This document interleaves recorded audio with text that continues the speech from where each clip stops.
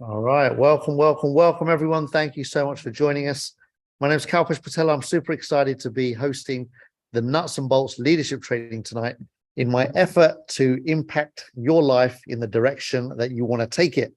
My goal is to share whatever I can through my decades of experience to empower you to be a better version of yourself, to become a better performer, to become more effective, to optimize your skills, your strategies, your daily habits, your actions, enhancing the way that you move your life forward. It's all about building an empowering community that is learning consistently to produce better results than would otherwise be the case if you weren't plugged into this kind of education. I am super excited to be sharing about the power of that education because almost 3 decades ago, when my life was upside down, I was literally on the floor in the rock bottom part of my journey. I was blessed enough to have been similarly affected by somebody that was really committed to me being a better version of myself. They were persistent, they were consistent, they wouldn't let it go. Eventually, they dragged me to a meeting. I showed up and my eyes were opened. My heart was unlocked and I became alive again. After 3 years of spiraling downwards, I saw hope, I saw possibility, and I, more importantly than anything else, I took responsibility. It's something most people never want to take. It's a conversation most resist and avoid. But for me, when I understood the day you take responsibility for the way your life is and the way that your life is not, you can actually make some changes really quickly. When you own it, it's up to you. When you don't, when it's your friend's fault, when it's the government's fault, when it's the country's fault, the economy's fault, a politician's fault, your next door neighbor's fault, your brother's fault, your sister's fault, your mum's fault, it's your dad's fault, it's your children's fault. Whenever there's a fault that's not yours, guess what? You are destined for misery. You are destined for average. Blame is what fills the minds of the masses. 99% of humans that you meet, I'm going to say 99% of the humans that you meet, because even financially successful people, most of them are still in the blame culture. That's why I say 99%. 95% of people are struggling financially, 5% are not. But even the ones that aren't struggling financially, even they are majorly flawed in the way that they navigate life. Very few people actually navigate life with power on their side. The way to get power on your side is to take ownership and responsibility. Own it all, the good, the bad, and the ugly. The day I got this, the day I understood that I decide how I feel about everything, because that's the only thing we can do is own it. That's when we have power. The day you get that, you own everything. Why would you ever want to give your power away? Which is what you do when you blame. You blame the traffic for being late. Guess what? You're powerless. Powerless. But guess what? How often are you late when you're catching a flight? Interesting, right? You leave earlier. How you solve being late is leaving earlier. You account for things. The reason people are late is because they leave it to the 11th hour. Can you see? It's an attitude shift. You don't want to own your responsibility around time. You make excuses. There was traffic. It was raining. My windscreen wipers weren't working. It doesn't matter. I've got a flat tire. There's always stuff, right? Look, life's always happening. But how prepared are you, right? Now, sometimes you get a flat tire because there was a nail in the road. But sometimes you get a flat tire because your tires are worn out and there was no integrity between you and the car. And you didn't look after your tires. You let them wear out to a point where they were just, not going to serve their purpose. Oftentimes, more often than not, we're leaving everything till the last minute and we end up paying the price. We're living in reaction to life. We're reactive rather than responsive. Imagine being proactive versus reactive, one step ahead.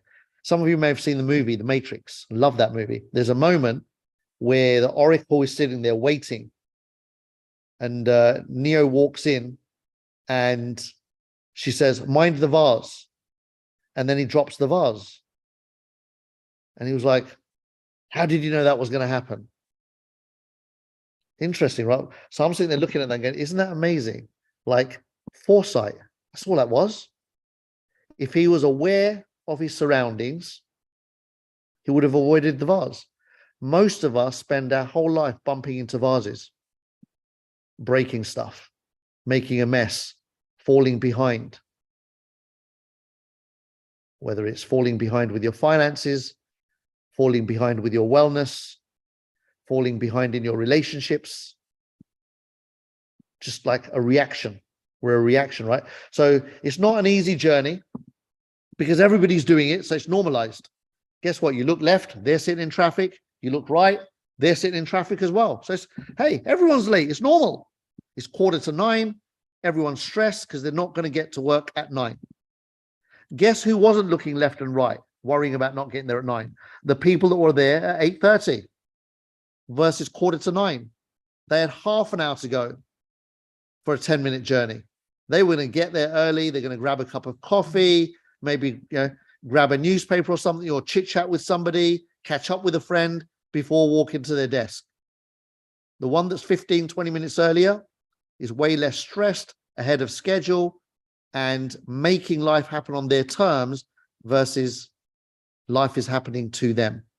So it's the same in business, right? What are you doing about that? What are you doing about your business? How do you make your business something that is a priority so you are proactive rather than reactive, so that you're one step ahead rather than 3 steps behind? Ownership. Schedule it. When are you doing it? When are you doing what? Make some commitments, make some decisions, and then schedule them. How many people don't run a diary? It's amazing, right? Like, I couldn't live without my calendar. There's alarms going off for everything, except for waking up. I let myself wake up without an alarm. So there's no morning alarms. But as I like to say, when my eyes finish sleeping and I wake up, and I have a body clock that knows the time kind of thing, my body naturally wakes up around 7:30, 8 o'clock, no matter what time I go to sleep. If I go to sleep at 4 o'clock, I wake up at 7:30, 8 o'clock. If I go to sleep at 5 o'clock, my body wakes up at 7:30, 8 o'clock. If I go to sleep at midnight, my body wakes up happy at 7:30 or 8 o'clock. All right. So I get to decide if I want to wake up happy or if I want to wake up a little bit, you know what I mean? By deciding to cut off when I want to cut off. Sometimes there's a season to wake up a little bit like, sleepless. But then there's a season to recover as well. You got to know when that is, right? Like last night, I just went to bed at 2 o'clock because the few nights before I was only getting 2 to 2.5 hours sleep per night for 3 nights in a row. And yesterday evening, I was falling asleep while I was walking to the supermarket. And I thought, Calps, this is not good. I was literally like walking like a zombie. You know, when your brain's dead? My brain was dead, and my brain works at 200 million miles an hour. And that was not fun, feeling like my brain was dead, right? So I was like, okay, tonight I'm just going to switch off and knock out. And I did 2 a.m., switched off, knocked out, 7:30, up like a daisy. Because I got more sleep than I did the previous 3 nights, I felt like it was luxury getting like 5 hours, 5.5 hours sleep. But guess what? Been buzzing all day, back to back, making stuff happen, right? On top of it, schedule, calendar. It's called putting tools in place to support your success. We cannot rely on our memory to deliver. All right. I don't know who wrote it, but I read something years and years ago, so clever. Something about, what's in your mind stays there for a while, but once it's penciled or penned, and back then there was no devices, so it was like physical diaries. Once it's penciled or penned, it's in existence.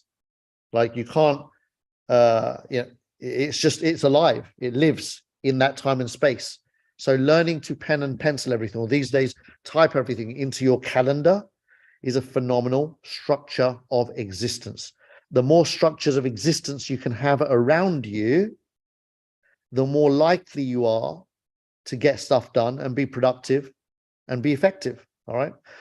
Stephen Covey talks about the 7 habits of highly successful people. And in that, one of the things that he really covers well is the importance of sharpening your axe, being on top of your life. For me, that's how I interpreted that.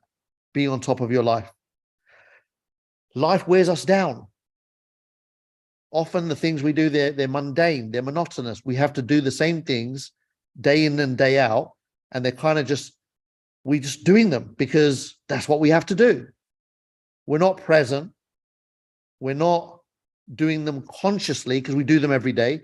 We're doing them what we call unconsciously competent. Yeah, it's just normalized. So many of the things we do, and when you're doing that, your saw is not sharp. It's blunt. You're doing it, but it doesn't mean you're doing it well. You're doing it doesn't mean that you're doing it effectively. I'll give you an example. Cooking. I'm going right down to some basics there. Cooking, right? The difference between somebody that's passionate about cooking, that's present when they're cooking, and somebody that is just cooking to eat, right? I'm a cooking to eat kind of person. Well, I'm not. I'm lying. I don't cook. I'm a get a bag of something and boil it and then eat it, or get a couple of slices of bread and stick some stuff out of a ready-made packet in between it and eating. I'm practical about food, right? I'm not passionate about cooking at all. I have zero patience and zero commitment to mastering cooking, right? It's just not my thing at all. When I do it, I die. All right. When I do it, my brain's dead. I'm just not loving cooking, right? The preparation, the sitting there watching something boil. Like, people sit there and they'll love watching stuff boil. I'm like, I can think of 50 gazillion million things to do than do that, right? But then there are other people that will happily they're singing while they're preparing, they're dancing while they're making, and it's magical. It's beautiful. Guess what food tastes better? Mine or theirs? Do you see what I mean? So getting present, getting in the moment, and getting things done in a certain way, it keeps your saw sharp when you're present, because you're doing it just there and then. You're not repeating what you did yesterday. Like, my mum is a mega passionate cook. She lives to cook.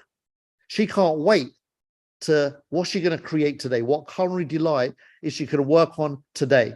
Like, for her, every single time that she's making something, the love and the passion and the energy that goes into it, you feel it when you're eating it. It's a different frequency. It's a different vibration. Life is like that. So I'm like that with business. I'm like that with my entrepreneurial endeavors. I'm like sharpening the saw. I love every moment of it. I'm passionate about it. You can't stop me. I'll go on and on and on from morning till night, like a Duracell. I'm like a back-to-back Duracell. It's like, if a Duracell runs out, you wouldn't even notice it with me because I've already got the backup Duracell ready. Like, you don't have to take the batteries out and put them back in. I've got like this parallel thing going on. As soon as one's out, it's in the bin and the other one's already replaced. I'm like that when I'm in the zone. Just like my mum is when she's cooking, I'm like that when I'm building businesses. So we've all got the ability to do that, right? Now, I know that most people are not naturally entrepreneurial. They're not. So it's going to take breaking the mold, breaking the habits, breaking the mundane, and not just showing up on Zooms because you said you'd show up. It's a start, but at some point you want to come to the Zoom present and come to the Zoom with an outcome in mind. Like, why are you here? What are you going to take away from it? What are you going to apply from what you pick up? I often say this, and you've heard it 1,000,001 times, I'm sure. You're never going to pick up everything that I say. It's never going to happen. But you will pick up what's relevant to you. And when you have that moment, it's a little aha moment that goes off in the mind, like, that's the one. Write it down, because it will go out of existence as quickly as it came into existence. So keeping things alive is one of the tools that keeps you sharp and on top of the game. So whenever you have that moment, jot it down. I go straight into my notes in my phone and I write, like, in the middle of the day, something hits me like a lightning bolt, and I'm like, and I jot it down, because I know 5 seconds later, because my mind works 5 million miles an hour, it's gone. If I don't catch it in that moment, it's meaningless. It's pointless. So be present to when those things happen and capture them. Put a structure of existence around them, keep it alive. Once it's there, then, what are you going to do with that? So I already mentioned earlier, like calendars work beautifully to get stuff done. All right. So get into the habit of scheduling stuff. Like, it's amazing, right? Like nuts and bolts is a classic example. Every single week will have to send a message out to remind people, and so do you. We send a message out to remind people that it's on. Can you see where the masses are with it? Like it's not on until they get your message that it's on. And oh, it's nuts and bolts. They're reactive. It's only your message that interrupts their day that brings them to the Zoom. Can you see?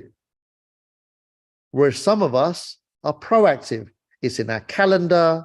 The alarm goes off 15 minutes before and we show up. We wind down whatever else we were doing and we get ready to come here and be here. That's the difference. Can you become the kind of person that can count on you? Imagine that, rather than relying on someone else.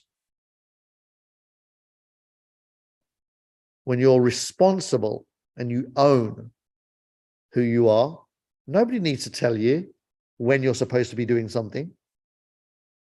Can you see that? When you're irresponsible, you're waiting for somebody to call you, to message you, to chase you up, to remind you. You're waiting for a red letter to come through the post before you act on a bill that you haven't paid. Can you see that? You're relying on someone else out there to get you to do what's good for you to do. What's good for you to do? To know that the bill is paid and you don't have to think about the red letter. That's magic. What's good for you is to budget for that in advance. Gosh, how many people budget for anything?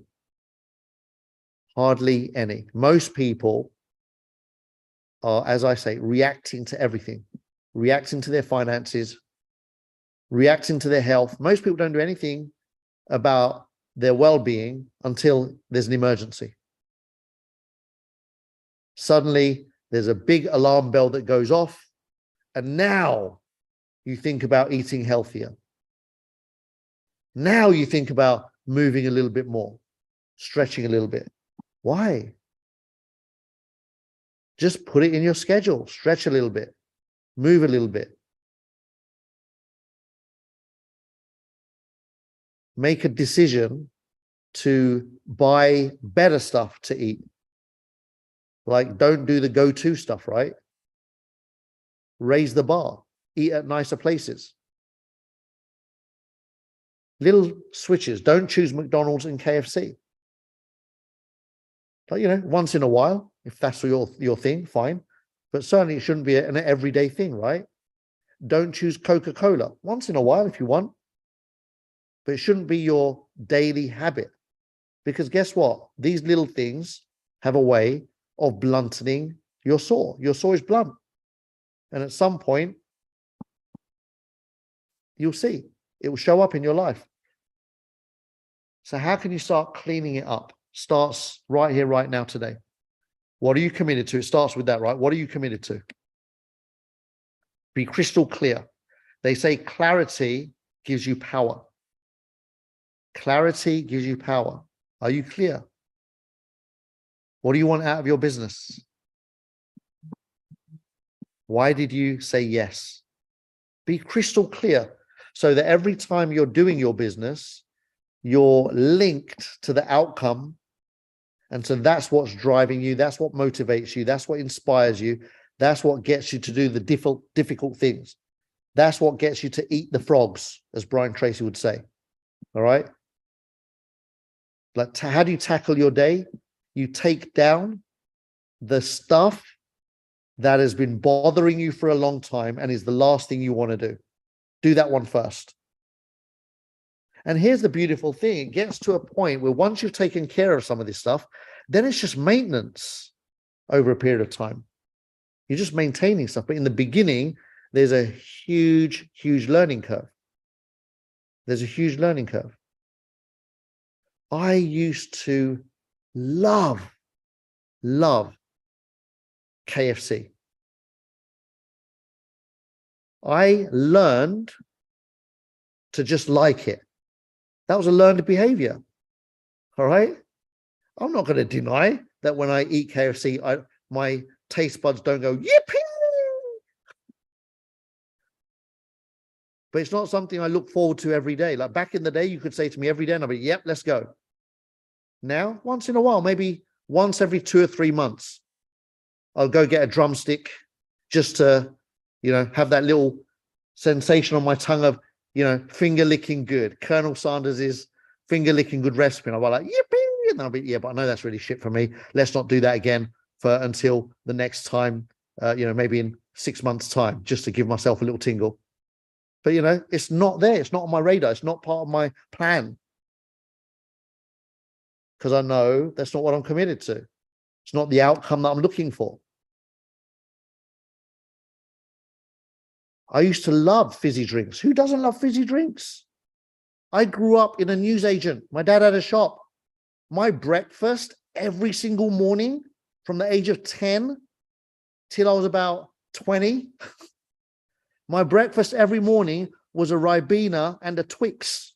Sometimes I mixed it up to a Ribena and a Kit Kat. That was my breakfast. I loved it. I looked forward to waking up at 5 o'clock in the morning so I could go down in the shop and start my day with my dad with a Ribena and one of those 2 snacks. Kit Kat or Twix. Loved it. What a combo. Sugar with more sugar. Wow. Sugary drink and sugary chocolate-y, biscuity taste.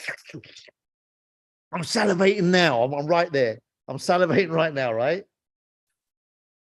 But guess what? I started learning about this stuff when I was 26, and I was blown away with how easy it was to regain control of your life and make decisions rather than do what you're used to doing. Everything is a habit, and every habit can be retrained. Everything is a habit. Your financial situation, guess what? It's a habit. Your relationship situation, guess what? It's a habit. Your wellness situation, guess what? It's a habit. When you start seeing the patterns that you run, they're everywhere. The same pattern you have with your boss is the same pattern you have with your partner. There'll be parallels. That version of will exist here. It's all just patterns. You're an autopilot, right? Zombified. You're just doing what you're used to doing. Most people never consciously interrupt their patterns of behavior and consciously decide to retrain their daily habits and their actions. So there's tons of education around this that's available to the whole world. There's a sequence of events that happens. For example, first there is thought, then there are words to back up the thoughts, then there are actions that back up the words, and then there are results that back up the actions.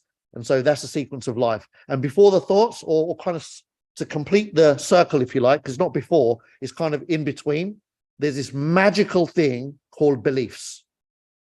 And it exists before the thoughts and after the results. Your beliefs determine that whole cycle. What you believe drives your thinking. The results you produce reconfirm your thinking. That's all that happens. Your beliefs are buried in the depths of your subconscious mind. They're not in your conscious mind. What you believe is so deeply ingrained, you can't see it. It's in your blind spot. It's invisible to you. Your beliefs are so deeply embedded, you never question them. You never challenge them. If anyone even dares to challenge them on your behalf, you will defend them to the death often. To the death. We destroy civilizations because of our beliefs. It's amazing, the power of beliefs. You absolutely believe that you know better than someone else, and you would be willing to die or to die or kill because you believe you're right, and it's shit. Our beliefs are nothing but bullshit. Complete bullshit. Because we inherited them. We inherited them firstly from our parents, and then from our teachers, and then from our friends, and then from our work colleagues. You see that? And then, of course, from our life experiences. You build beliefs that you think are true, and they're nothing but a lie you told yourself so often that you forgot that it started as a lie. Every single thing you believe is a lie. Your parents lied to you. How many of you were raised to believe in Santa Claus? Like, that's like, I joke, but I'm serious. And you teach it to your kids, right? What a load of baloney. That some overweight guy in a red costume jumps down the chimney and leaves biscuits and carrots and milk. And that a tooth fairy comes and takes your tooth away and puts money under your pillow. And it's a complete nonsense, isn't it? Like, I get it. It's fun and entertaining for the kids. But guess what? Kids are just a blank canvas for adults to mess up. That's all we do, right? We just mess them up and we repeat the cycle. And the next generation does the same thing. It's complete nonsense. Imagine if we spent the same time, instead of giving them bullshit, actually building their belief system to empower them, to have critical thinking, to evaluate, to question things, to be curious. Can you imagine what a world we could create? It'd be magical, wouldn't it? So the whole system, if you look at it from the outside, it's really laughable. And it's not laughable because I get it, because we believe it's so right. So when somebody says it's laughable, we get upset and we get defensive and all of that, right? But no, I'm not going to question that. I'm not going to challenge that. How dare you? But you know what? It's not about how dare you. Like, what if you could just play with stuff? What if what you believe was so true was just a story that was told you so often? That was a lie, that was made up hundreds of years ago, thousands of years ago, millennia ago. And all it does, it gives you a false sense of comfort. The thinking man or woman is the only man or woman that adds value in life. Everyone else just repeats life. That's Kalpesh Patel.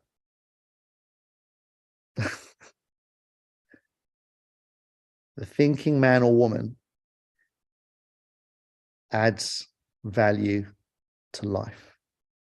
Think, like, consciously think things through, logically, like in the present moment. Question everything, every single thing you've been told. Question it and give yourself room to doubt it.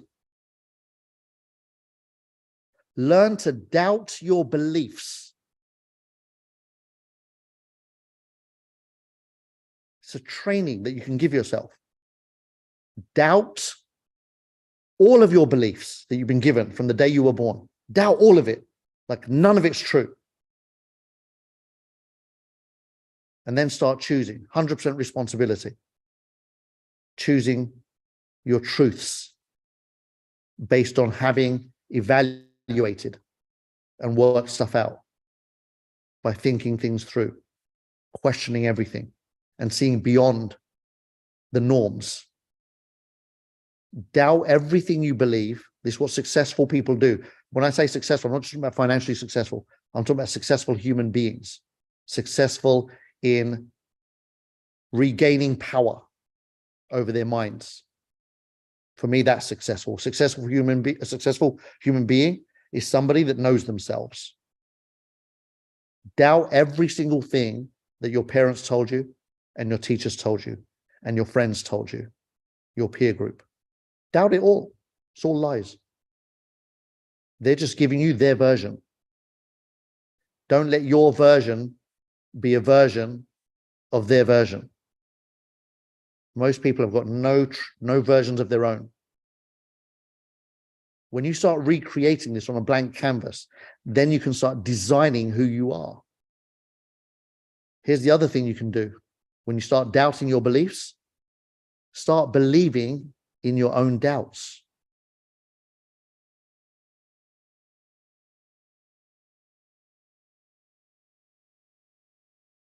How many times do we doubt our own abilities? We second guess ourselves. We stop ourselves. We play small. We shrink. Step back. Hide in the shadows. Start believing in yourself. When you understand that you are nothing in the grand scheme of the universe, our little life, that 70 or 80 year run sprint that we have, for a very few, maybe 90 years and 100 years, it doesn't even 120 years. Oh, wow, 120. It's nothing. The universe has been there for billions and billions and billions and billions of years.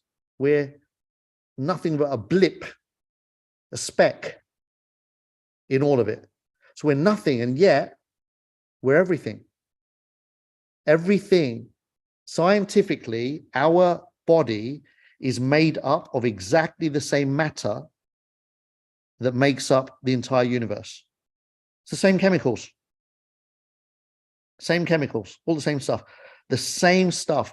Your very existence is just a rotation of the same stuff that goes around, spinning around for thousands of years. How does it go? Ashes to ashes, dust to dust. It's just a cycle. All the stuff makes us up that made up our parents and made up their parents and made up people that lived 1,000 years ago and the people that lived 10,000 years ago. All of it is the same stuff, just in different versions of themselves, right?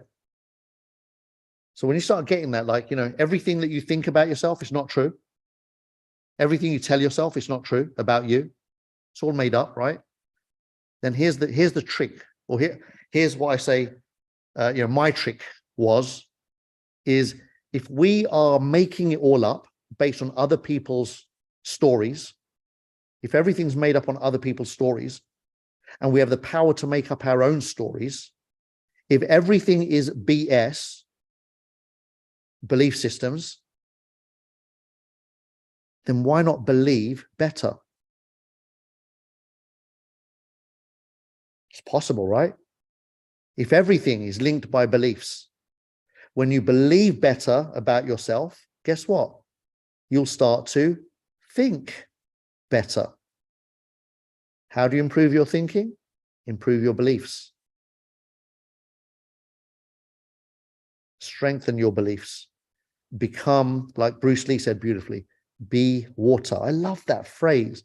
It's a profound lifetime phrase, be water. Remind yourself as often as possible. Nothing is so rigid as a dead body.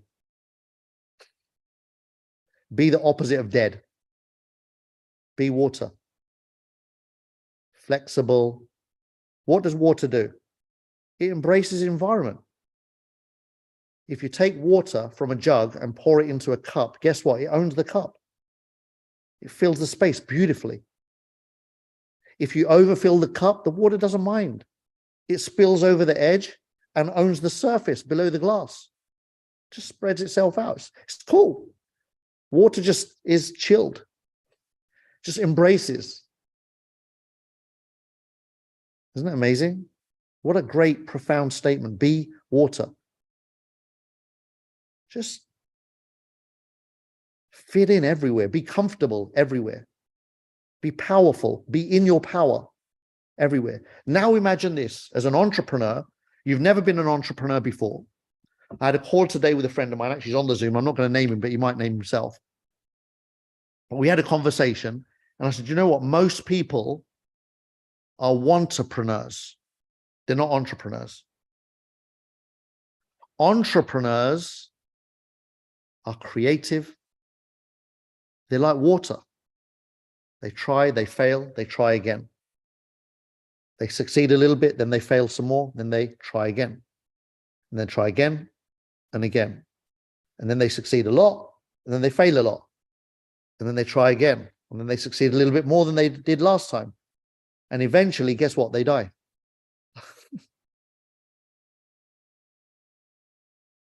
And some of them, while they're alive, achieve magical results because they were like water. They were willing to just keep trying stuff. They weren't rigid. They weren't fixed. They weren't in a box. It's like they were outside of that box. Or how do they say it? There is no box, right? We're all living in our own box, and there is no box. The box is the belief systems. How about that? Each and every one of us are living in a box that doesn't exist. It's one we made up. They say we made it all up by the time we were 7. Imagine that. I can't remember who said it, but show me a child at 7 and I'll show you the man. Wow. What a state, profound. Show me the child at 7 and I'll show you the man. Whoa. What are you talking about? Could it be that you're just a 7-year-old in an adult body? Just repeating the patterns of a 7-year-old, believing the same things that you were told when you were 7. They're still there now.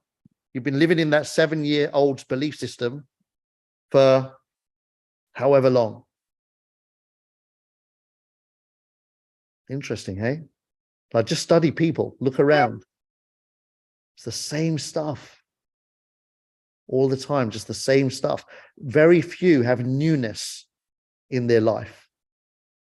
Very few. There are people that never go on holiday.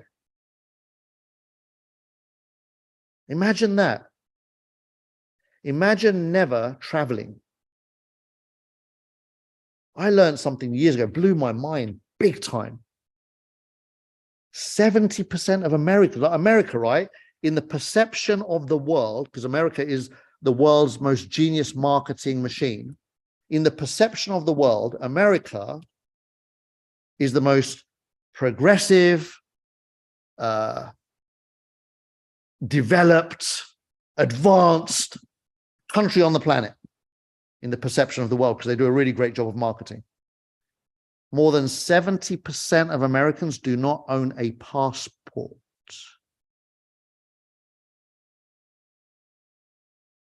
Wow. 70, guys. It's not unique to America, by the way, but I just thought America, like the perception I said around the world that they create, and yet 70% of the people don't have a piece of paper in their hand that allows them to leave the country. What the hell? It's what I call the matrix. It's an eye-opener, right?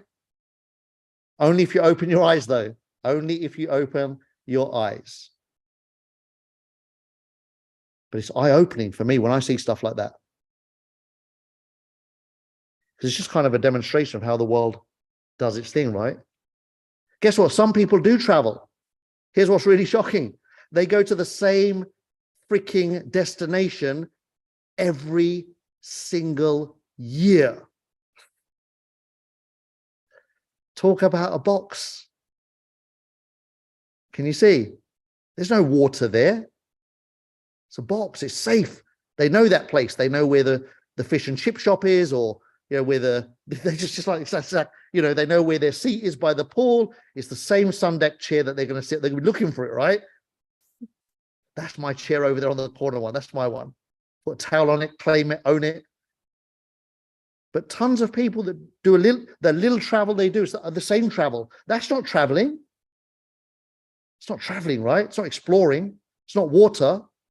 That's just re-experiencing. 7-year-old. It's the same person showing up in the same box every single year, countonably. No experimenting, no curiosity. Can you see the power here? We're here to experience, right? Human beings are just a feedback loop. We come along. We've got this format called a human body. It allows us to experience more than other formats, right? We're so blessed as humans, right? In terms of the tiny little dot the earth is in the grand scheme of the universe. Who knows what else is in the universe? But as far as this world is concerned, and what we know, we are apparently, because we do all of this stuff, the most evolved bunch of cells on the planet, because we can create stuff. But it's only that few percent that I'm talking about that thinks outside of the norm, that does all of that creation. It's a tiny percent of the population adds value and improves and moves things forward. You know what's magical? I live in Dubai now 2 years. Do you know what's magical? I look outside and every day I look in wonder what these guys have done in 3 decades, took other countries 3 centuries. Mind-boggling stuff. So that for me is miraculous, right? So are miracles possible? I live in a miraculous place. This was sand when I was 24. This was sand. I was 24. I was halfway through my life, and all this was a desert. Wow. Mind-boggling. Africa, freaking hell. They leaped through technologies straight to smartphones. How about that? Do you remember we had to go through those massive phones that looked like bricks with antennas? Africa never had those. Then we had those little flip phones. Remember those ones? The little flip phone, banana phones. We had all these little versions of, but they were just phones that could dial and send text. Text came along. Wow, you can send SMS to people. Africa never had any of that. Africa just went mass viral. Same with India, with smartphones. You had to be super lucky, super special, one of the elite, one of the minute few in Africa to have any of the previous iterations.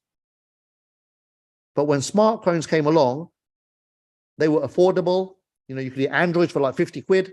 And all of a sudden they were in the hands of everybody in India and everybody in Africa. So they skipped a ton of stuff and came straight into the future.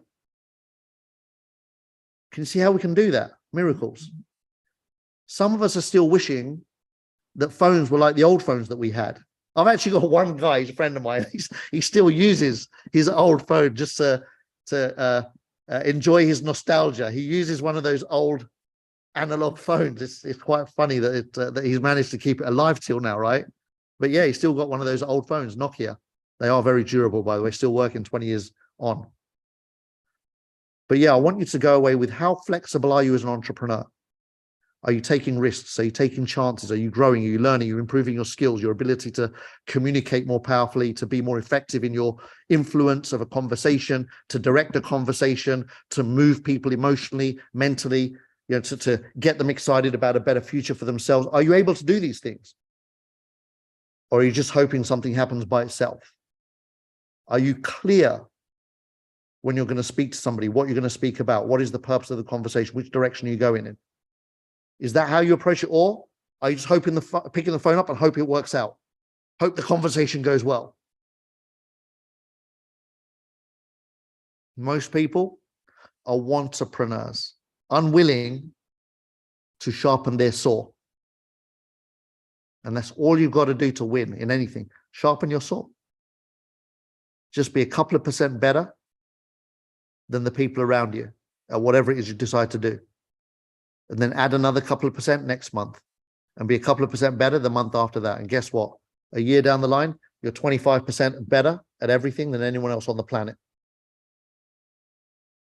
That means that the odds of you getting a pay rise are 25% higher than anyone else around you in the planet.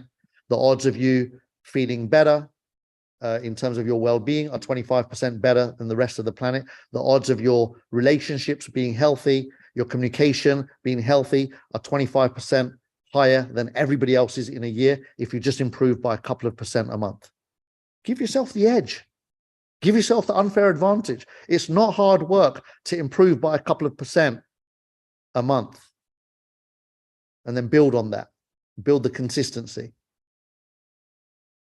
And then start hanging around people like now, here, hanging around people that are committed to the same conversation, the same cause, the same commitment. So thank you, guys and girls. I'm going to, wow, did I just do that? See what I mean when I get in the zone? I've 53 minutes. Damn it, now. How did that happen? Sue, Sorry, Hey, good evening. I give loads of time to you guys, but today I swallowed up all of your time. Hey, Sue. Well, I put my hand up hoping that you'll shut you up now. It So did. I did. I it saw the hand. worked. Oh, with that time, it did. You were going on and on. Oh my gosh, I got carried away. Go on. No, thank you for an awesome conversation. And I love that, Stephen Covey's book, The 7 Habits, was one of my first personal development books that I read when I was about 17 or 18. I was a new line manager at the time when I worked for Tesco, and it really helped me through my journey in understanding people, and also understanding myself. And sharpening the saw has been something that's always high on my agenda, because we're never really quite arrived. There's always room for developing and room for improvement. And that's something that for me is every day, I kind of look at myself and think, was I better than yesterday? And if I wasn't, then really looking at like, where could I have been better than yesterday? And as you're talking around personal development and sharpening the saw, like there's times where I feel like I'm on form and I'm really 110%, because I was just talking to somebody today, like they were talking about their job and how they wanted to perhaps give it up or whatever. And I said to her, right, don't just be someone who does a job. Imagine if you did it like it was your business. Right. Like how would you be with the clients and the customers? How would you be like in your job, like when like in your work, and how you show up? How would people be with you when you show up that way? And she was like so inspired. She was like, oh my God, that just really put a whole new spin on things. Where she could potentially get new clients and stuff. So yeah, it's a really awesome practice to put in place. Having said that, I have noticed myself recently as well. I've been going to different networking meetings, different groups, and I'm very much out of my comfort zone. So I've been pushing myself to go more, because I'm out of my comfort zone, like because I'm not a natural networker. So it has been something that I've been doing more of, to push myself to get out there, because I don't want to be restricted in having open conversations. Usually we're waiting for somebody to come to us, to approach us, to say hello, but actually this is you practicing going up to strangers and saying hello, right, and sharing about what you do, and being able to share about it so confidently. So that's something that I'm really working on myself at the moment.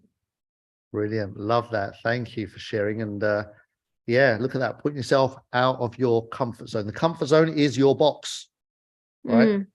Comfort zone is your box. Get rid of your box, get rid of your 7-year-old belief system, and replace it with a brand new belief system that can be made up from anything. Be Peter Pan for a while.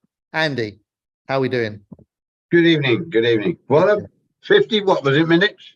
Thank you, Sue. Thank you, Sue, for doing that. I was hovering over the hand up. I thought I'd better do it soon, otherwise nobody's going to get a chance to speak Lost tonight. myself in time. Oh, lovely. Now, just a couple of things you mentioned there about people going. I always thought it was 10%. Only 10% of Americans had a passport, but 90% haven't got them. Yes. And you know what? Yeah, I read 70, but just like any of those numbers. Whatever, it's a huge number. Huge number. Yeah. What I always say, I did speak, because I've known a few Americans and I've been there and lived there myself.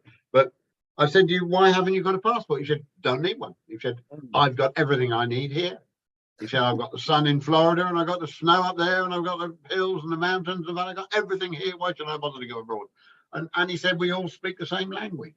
So that's got something to do with it. But I'm afraid I'm a bit different, because I like going all over the world. Yeah, I like traveling, and I'm doing that on next week, of course. I hope that I'll be seeing you this time next week, or during the next week anyway. But the other thing was about owning a house. I used to have a house in Spain. And every summer we used to think, oh dear, we've got to go to Spain again.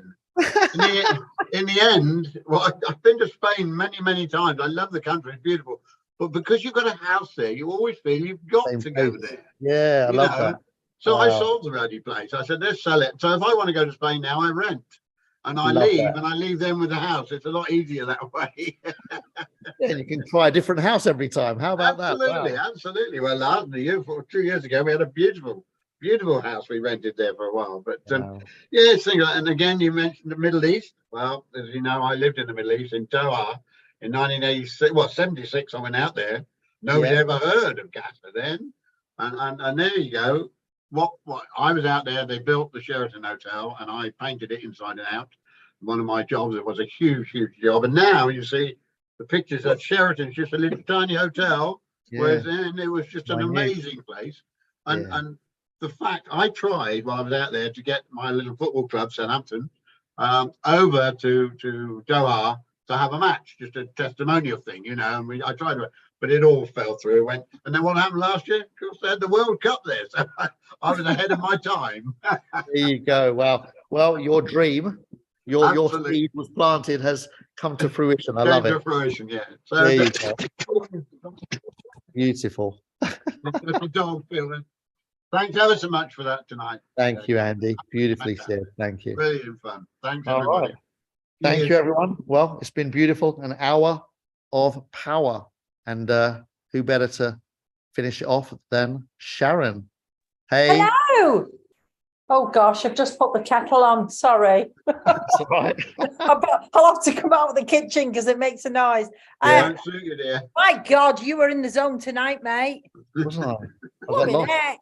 Flipping heck. What's going on? It's all happening. Oh, brilliant, Kalpesh. You know what? I love these, and I think it's whether you're networking, whether you're trying to do anything in life, I think you're an inspiration, mate. And you're back in your zone, and honestly, it's fantastic, mate. We are I love the nuts and bolts. I think it broadens a brand new network marketer to understanding there is no parameters, is there? It's an open book. It's having that belief in yourself and growing, and it takes time. So don't badger yourself and don't have a go at yourself, because it does take time to gain that confidence. And my motto is, I try and learn something new every day.